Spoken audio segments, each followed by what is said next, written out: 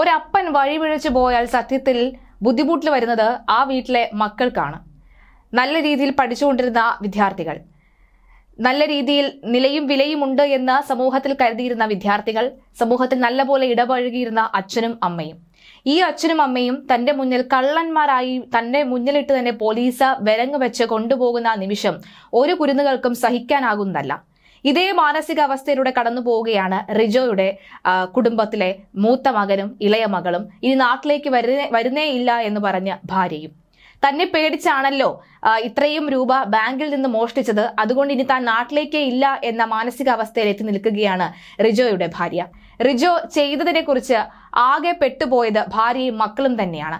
അച്ഛൻ ചെയ്ത പ്രവൃത്തി കാരണം സ്കൂളിൽ പോലും പോകാൻ കഴിയാത്ത വിധത്തിൽ തകർന്നിരിക്കുകയാണ്. ഈ വീടിന്റെ ഫോട്ടോയടക്കം ദൃശ്യങ്ങളടക്കമാണ് ഇപ്പോൾ സമൂഹ മാധ്യമങ്ങളിലും മുഖ്യധാരാ ചാനലിലും ഒക്കെ തന്നെ വൈറലായിക്കൊണ്ടിരിക്കുന്നത്. ഇത് റിജോ ജോർജിന്റെ മക്കൾ തന്നെയാണ് എന്ന് എല്ലാവരും മനസ്സിലാക്കിയിട്ടുമുണ്ട്. വീട്ടിലേക്ക് പോലീസ് എത്തിയതും ചുറ്റും നടക്കുന്ന ബഹളങ്ങളും എല്ലാം ആകെ തകർത്തിരിക്കുന്നത് റിജോയുടെ കുട്ടികളെയാണ്. കുവൈത്തിൽ നേഴ്സായ ഭാര്യയും ആകെ തകർന്ന അവസ്ഥയിലാണ്. എല്ലാം റിജോയുടെ കുരുട്ടുബുദ്ധി വരുത്തിവെച്ച വിനയാണ്. പോട്ട ഫെഡറൽ ബാങ്ക് കവർച്ച കേസിലെ പ്രതി അയൽവാസിയായ റിജോ ആന്റണി ആണ് എന്ന് അറിഞ്ഞതിന്റെ ഞെട്ടലിലാണ് നാട്ടുകാരും. കോവിഡ് കാലത്ത് ഗൾഫിലെ ജോലി പോയി നാട്ടിൽ തിരിച്ചെത്തിയതാണ് റിജോ ആന്റണി. ജോലി പോയി എന്ന് വെച്ച് ആർഭാടത്തിന് ഒട്ടും കുറവില്ലാതെയായിരുന്നു ജീവിതം. സുഹൃത്തുക്കളുമൊത്ത് സ്ഥിരം മദ്യപര പരിപാടി, തൊട്ടു പിന്നാലെ തൊട്ടതിനും പിടിച്ചതിനും എല്ലാം കമ്പനി കൂടൽ എല്ലാം പതിവായിരുന്നു.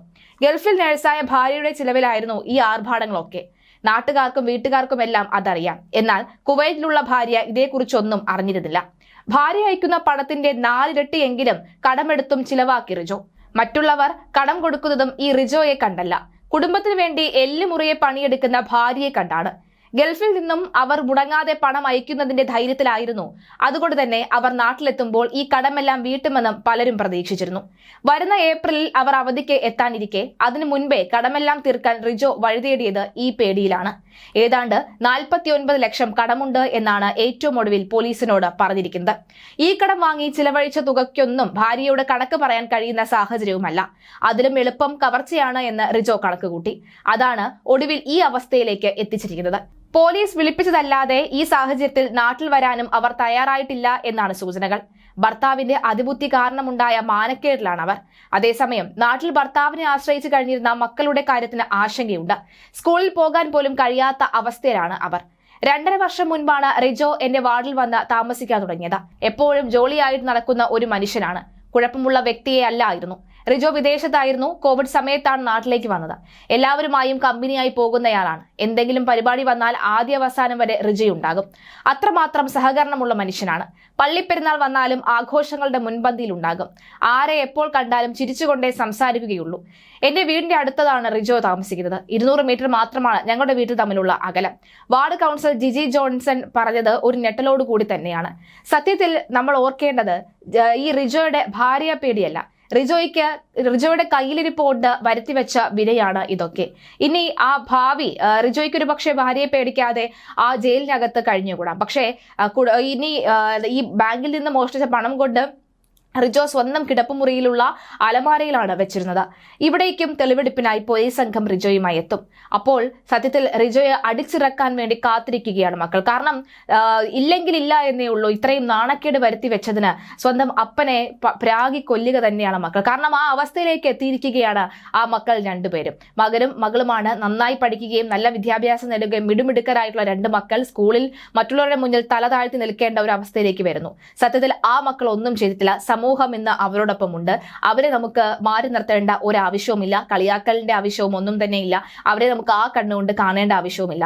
കൃത്യമായി തന്നെ അവരെ ചേർത്ത് പിടിക്കേണ്ട ഒരു ഘട്ടത്തിലൂടെ കടന്നു പോവുകയാണ്. വിദ്യാഭ്യാസവും അവർക്ക് മുന്നോട്ട് കൊണ്ടുപോകേണ്ട സാഹചര്യമാണുള്ളത്. റിജോയുടെ ഭാര്യ വിദേശത്ത് നഴ്സാണ്. പിള്ളേരുടെ കാര്യങ്ങളൊക്കെ റിജോയാണ് നോക്കിയിരുന്നത്. മൂത്തയാൾ +1-ലും രണ്ടാമത്തെയാൾ 4ാം ക്ലാസ്സിലുമാണ്. അവരെ സ്കൂളിലേക്ക് അയച്ചു കഴിഞ്ഞാൽ റിജോ മാത്രമേ വീട്ടിലുണ്ടാവൂ. റിജോയുടെ അറസ്റ്റിന്റെ ഷോക്കിലാണ് കുട്ടികൾ. അയാളുടെ ഭാര്യയും പാവമാണ്. അവർ ഈ വിവരം അറിഞ്ഞ് ഗൾഫിൽ ഇരുന്നപ്പോൾ പൊട്ടിക്കരയുകയാണ്. റിജോയുടെ വീട്ടിൽ അയാളുടെ അമ്മയില്ല. അത്തരത്തിൽ വന്ന വാർത്ത തെറ്റാണ്. അമ്മ മേലൂരിലെ വീട്ടിൽ സുഖമില്ലാതെ കിടപ്പിലാണ്. ജോലിക്കാരിയായ ഒരു ചേച്ചിയുണ്ട്. ആ ചേച്ചിക്കോ മക്കൾക്കോ റിജോയെ സംശയമുണ്ടായിരുന്നില്ല. അയാൾ അങ്ങനെ ഒരാളെ അല്ലായിരുന്നു എന്നാണ് ജിജി പറയുന്നത്. ഞായറാഴ്ച കുടുംബയോഗം റിജോയുടെ വീട്ടിലായിരുന്നു ചേർന്നിരുന്നത്. എല്ലാവരോടും ചിരിച്ചും കളിച്ചും വളരെ സ്വാഭാവികമായാണ് റിജോ പെരുമാറിയത്. ഉള്ളിൽ ചിലപ്പോൾ അസ്വസ്ഥത ഉണ്ടായിരുന്നിരിക്കാം. തലേ ദിവസം ഞാൻ റിജോയെ കണ്ടിരുന്നു. അന്നും ചിരിച്ചുകൊണ്ടാണ് സംസാരിച്ചത്. ഞാൻ കൗൺസിലായതുകൊണ്ട് നാട്ടുകാര്യങ്ങളെല്ലാം റിജോ എന്നോട് സംസാരിക്കും. 3-4 തവണ ആ വീടിന് മുന്നിൽ കൂടി ഞാൻ ദിവസവും പോകാറുണ്ട്. കള്ളൻ എന്തെങ്കിലും കാട്ടിൽ പോയി ഒളിച്ചിരിക്കാമെന്നാണ് റിജോ അവസാനമായി പറഞ്ഞത്. എന്തായാലും ആവശ്യമുള്ള പണം മാത്രം എടുത്തുകൊണ്ട് തന്റെ കടമെല്ലാം വീട്ടിൽ സുഖമായി ജീവിക്കാമെന്ന് കരുതുന്ന റിജോ ഇപ്പോൾ ജയിലിലാണ്.